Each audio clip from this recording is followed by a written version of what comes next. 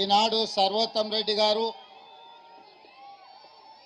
రామరెడ్డి కుటుంబ సభ్యులు వారి అభిమానులు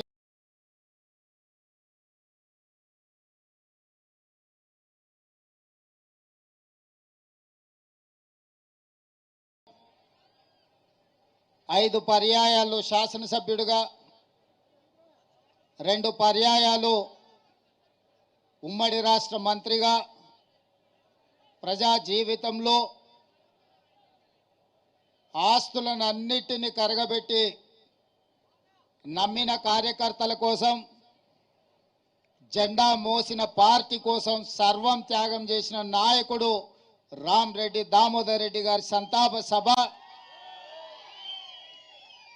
ఈనాడు మన అందరికీ బాధాకరమైన అంశం. రాజకీయాలలో ఒక్కసారి ప్రజాప్రతినిధిగా ఎన్నికైతేనే ఆస్తులు కూడబెట్టే కాలం.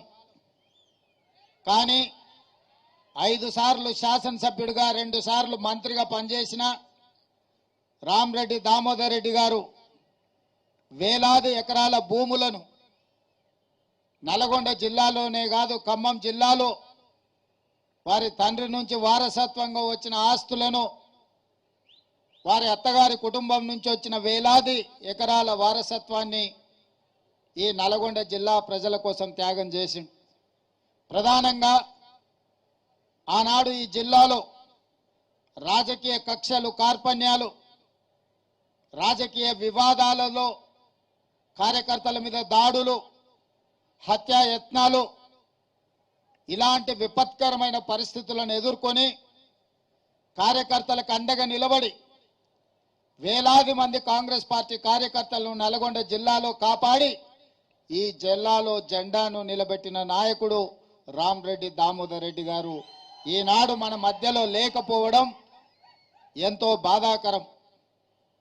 ఆనాడు రాజకీయాలలో కార్యకర్తలను కాపాడుకుంటూనే నల్లగొండ గడ్డను పట్టి పీడిస్తున్న ఫ్లోరైడ్ బాధితులను ఈ ప్రాంతం వరల్డ్ హెల్త్ ఆర్గనైజేషన్ ప్రజలు జీవించడానికే యోగ్యం కాని ప్రాంతము, భవిష్యత్తులో ఈ ప్రాంతము నిర్మానుష్యంగా మారి ఇక్కడ ప్రజలు నివసించలేని పరిస్థితి వస్తుంది అని చెప్పి ఆనాడు వరల్డ్ హెల్త్ ఆర్గనైజేషన్ ఇచ్చిన రిపోర్టు ప్రాతిపదికన నేపథ్యంలో ఈ ప్రాంతం కరువు, ఈ ప్రాంతానికి నీళ్లు లేకపోవడం, ఈ ప్రాంత పేద ప్రజలని ఫ్లోరైడ్ మహమ్మారి పట్టి పీడిస్తున్న సందర్భంలో గోదావరి జలాలను ఈ ప్రాంతానికి తరలించాలని ఆనాడు గొప్ప ఉద్యమం రామరెడ్డి దామోదర్ రెడ్డి గారు చేపట్టడం జరిగింది.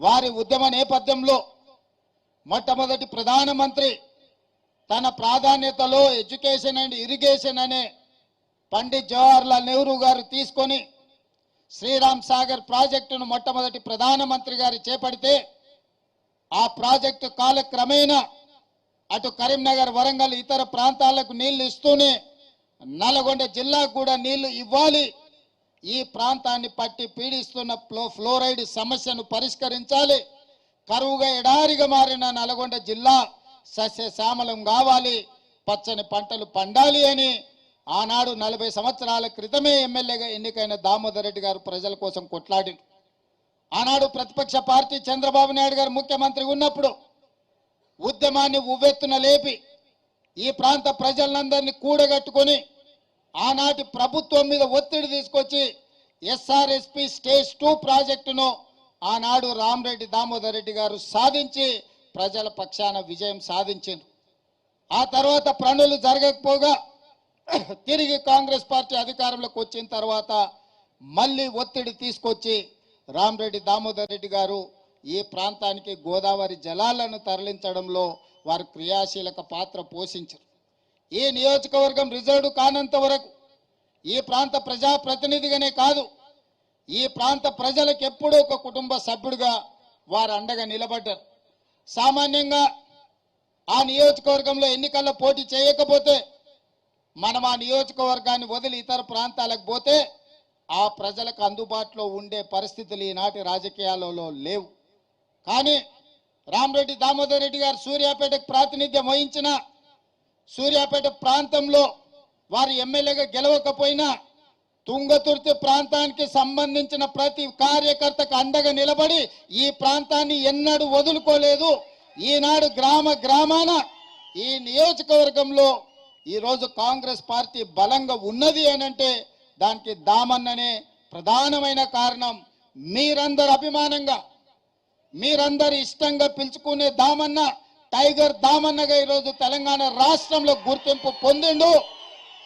మొన్న జరిగిన ఎన్నికల్లో 50,000 రూపాయలు కూడా లేని మందుల సామ్యల్ 50,000 పైన ఓట్ల మెజారిటీతోనే తుంగతుర్తికి ఎమ్మెల్యేగా గెలిచిండు. అంటే దామోదర్ రెడ్డి గారు వేసిన కాంగ్రెస్ నియోజకవర్గం కాంగ్రెస్ పార్టీ గెలిచింది. కాబట్టి మిత్రులారా, ఖమ్మం జిల్లాలో సుజాత నగర తర్వాత పాలేరు శాసనసభ నియోజకవర్గం నుంచి ప్రాతినిధ్యం వహించిన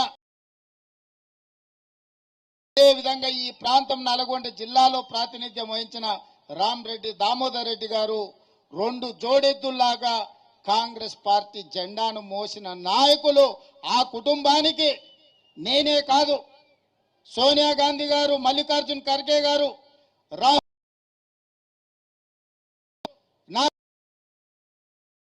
చెప్పండి, గాంధీ